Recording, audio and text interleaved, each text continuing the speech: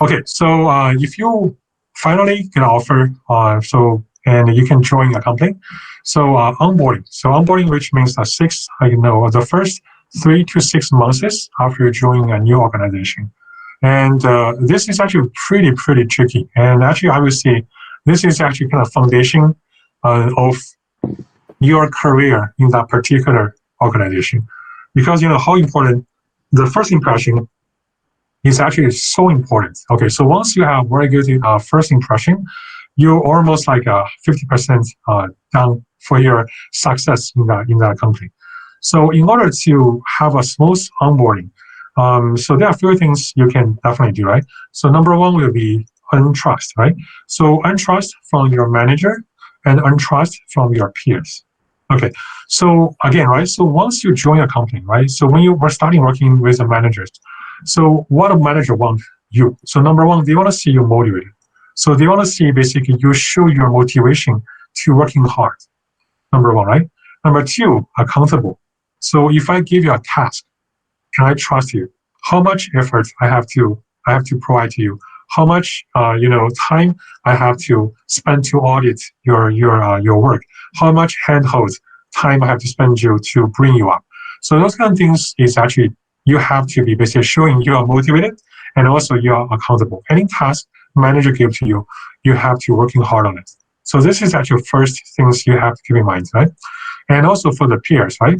A lot of peers, maybe in your similar age or maybe more senior than you, there can be some potential contention. Okay, I'm not saying there's no contention. There's still this is organization, right? You have a lot of people working with you, and there can be some contention. So how you handle it?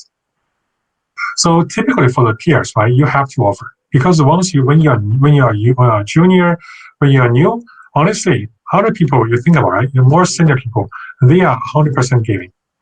They are giving to you. They're giving you training. They're sharing with your experiences also, right? So you are learning from them.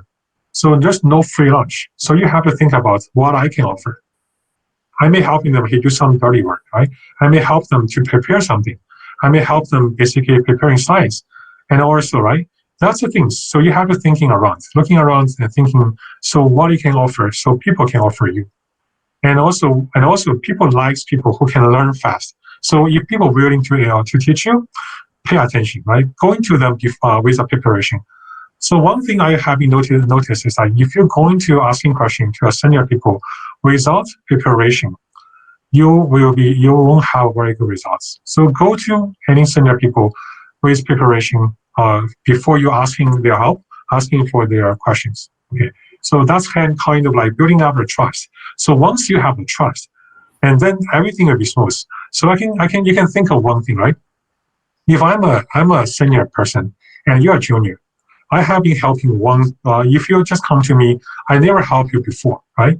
Versus another person, the junior person, I have been helping him for a while, and which one I would be tend to help him further.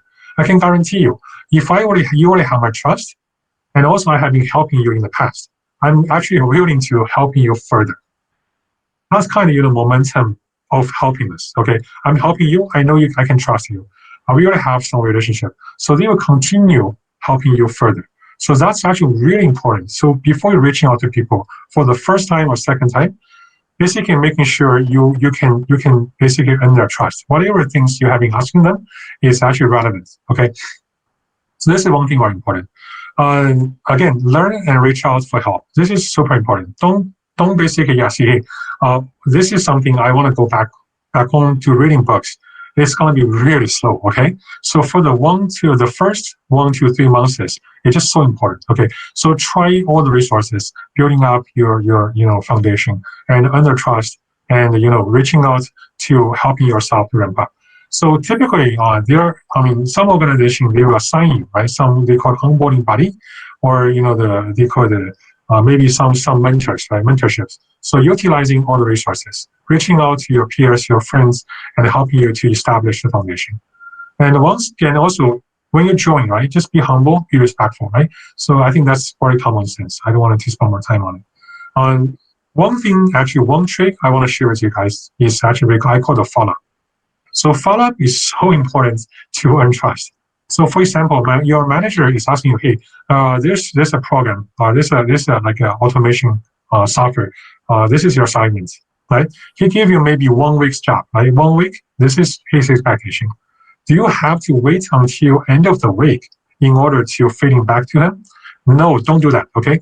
If you have something in the middle, follow up. Okay. So just tell him, hey boss, this is what I have on day 3. I mean, depends on what type of management is. Some manager want to have more micromanagement. Some manager will be actually tend to leave you alone, right? So depending on the frequencies, you can try. But most of the time, if you give right prompt or more frequent follow up, and it's actually helping you. I mean, at least from the manager, I never see any problem. People ask me for more help or give me more updates in during their progress. Because if after 1 week, at the end of the day, when I check in your work, it's like totally, I mean, basically out of it's a surprise to me. It won't be helping. Okay, so follow up. The reason is actually managers hate surprises. We really hate it. Okay, so in order to avoiding surprises, escalate as soon as possible and avoiding surprises. So follow up, escalation will be your key. Okay, and also risk control. So if you feel like something you're gonna have a very big blockers, right? And you feel like, hey, am I bothering my manager too much, or am I bothering my peers too much? So that time you have to do your risk control. Okay, if of course you can searching around, right? But you're also on the other side, you're wasting your time. So there's a balance. You have to judge in a particular situation and control risk. If you feel like, only manager can unblock you, just go to managers, tell them what is going on, but go to them with preparation. Okay, effective one-on-one. So typically, after onboarding, managers gonna setting up one-on-one with you, right? So how you gonna have effective one-on-one as a new hire? So again, reach out for guidances and feedbacks. This is very simple. Going to the one-on-one meeting, say, hey boss, can you give me any feedbacks? How can I be better? How can I be better? And any guidances to accomplish particular role or work, right? Just reach out to managers. So you feel, just don't worry about it. Just asking some questions or doubts in your mind. That's actually kind of effective one-on-one. Second one is escalate, right? Anything you feel like, hey, this something blocked me, or I have a big issue in my work, escalate. Okay, so don't feel shy. Right, I'm kind of running out of time, but I will try to ramp up quickly. Going to the next one.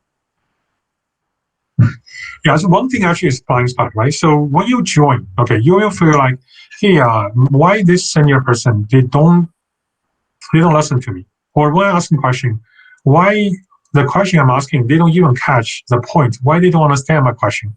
There's a particular thing which is called a curse of knowledge. So curse knowledge actually is when you have when those two people is in totally two different level of knowledge base, and their understanding of the issue can be really different. So the classic example is a math professor. They might find it difficult to teach the first year students. I'm highlighting this one here, particular for you guys, right? For the fresh graduates or like junior engineers. Sometimes you may feel like, hey, this guy is so arrogant. This senior guy is so arrogant. It actually may not be true. Okay, honestly, because on their level, they assume everything you should already know about it.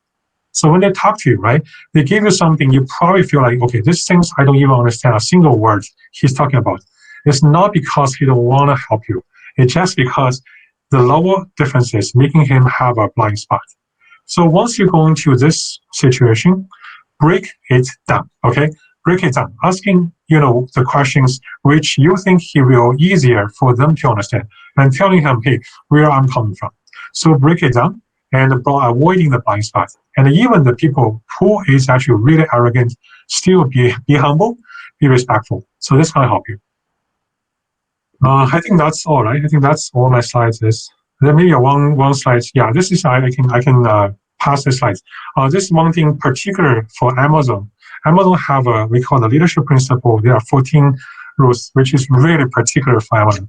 If you guys interested, you can read it. You can searching online for which is called Amazon 14 leadership principles. So this only related to Amazon. I will pass it.